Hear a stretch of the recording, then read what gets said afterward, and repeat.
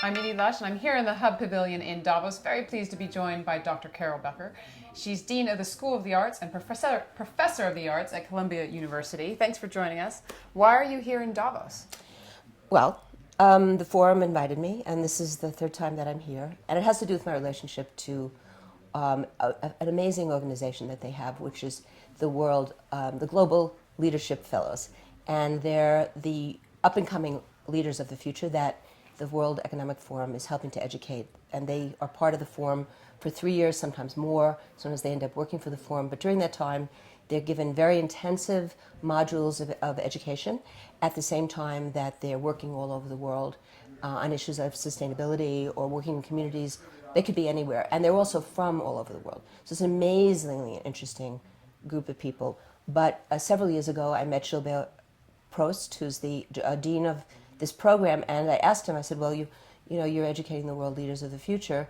What do they do in relation to the arts? And he said, well, we don't do that much. And then I said, how do you prepare them to do presentations and be in the public arena? And he said, well, we have people come in and they do that. And I said, are they just people that do that for corporations? And he said, yes. And I said, well, why don't you have the real deal? Like, why don't you have real theater people who train actors and really teach people how to breathe and really understand the nature of voice? Work with your fellows, since they're going to be world leaders. They should have the best.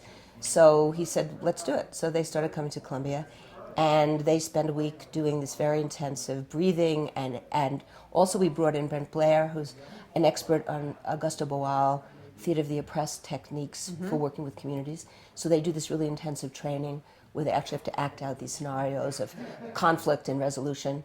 And this year we're going to work on the issue of trauma and violence. So I also bring in these fantastic artists for them to meet. So last year they had Alfredo Jar, who's a wonderful visual artist who goes into communities, deals with really complicated situations, and creates some fabulous site-specific art work. So that they could hear somebody who deals with the same kind of social problems, but who comes at them in a completely different way, as an artist, only an artist would. I'm interested in how you think arts can make a difference to corporations, because we've kind of had a moment in time when the traditional way that capitalism works is really being questioned. I've had guests in here talking about the ethics of capitalism, whether we're doing it the right ways, whether we should be paying attention to different people. And I wonder what you think the role of arts could be, or the role of artists could be within companies.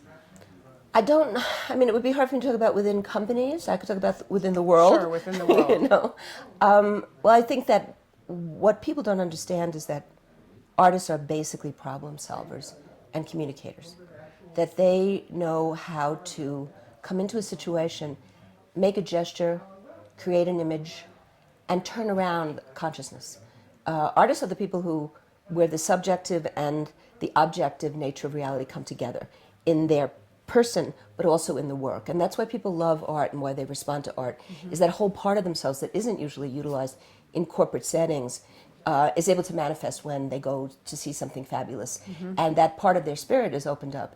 And I think that we've been living maybe in a very polarized way, where people are cut off from their deepest human understanding of what humanity really is, and the fact that we talk about globalization, but we're really all the same. We have the same needs, the same desires.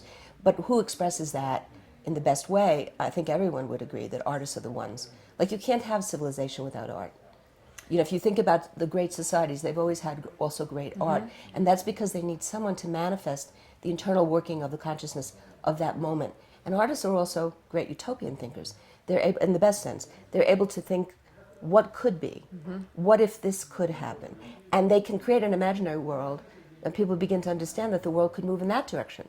That there's really no reason why this kind of conflict could exist. I'm writing right now, and I'm doing a piece for Art in America about a Polish artist, Krzysztof Wodiszko, who does projection, who has imagined a museum for the abolition of war that would embrace and surround the Arc de Triomphe in Paris, so that instead of having a monument to the history of the Napoleonic War, you'd have a monument to the history of peace, and the fact that humans have evolved to the point where we will no longer make war, but we will make peace. So artists, the French are never going to let him, it's never going to happen that they're going to let him enclose the Arc de Triomphe.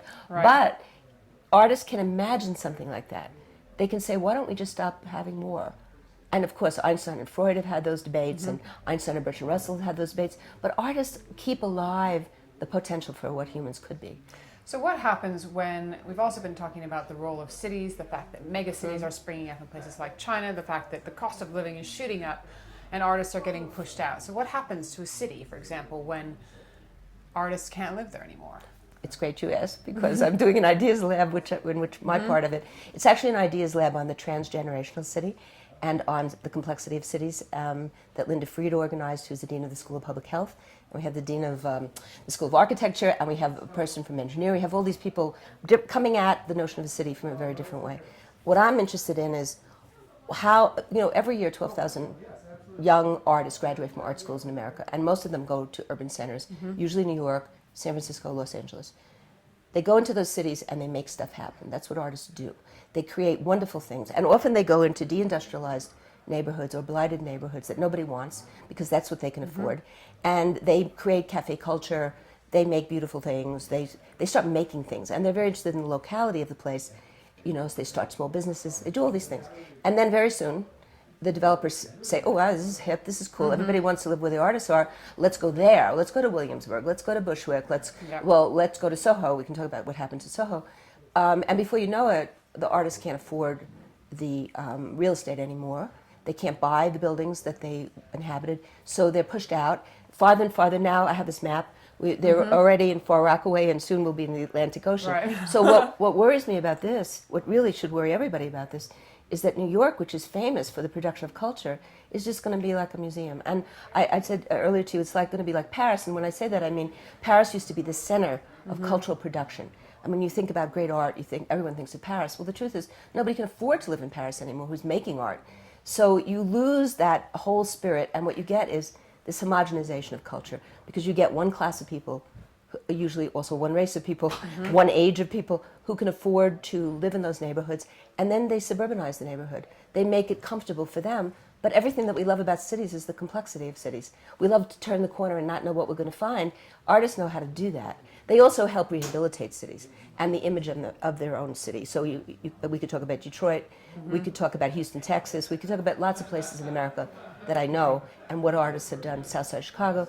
So artists are reclaiming this problem and increasingly buying up property before this happens. But it's a phenomenon that people have to think about before cities just are boring. Thank you so much for coming in. That's all we have time for. I really appreciate you coming and You're taking welcome. the time. Thank you. It's fun to talk to us in Hub Culture, and I'm Edie Lush. Thanks a lot.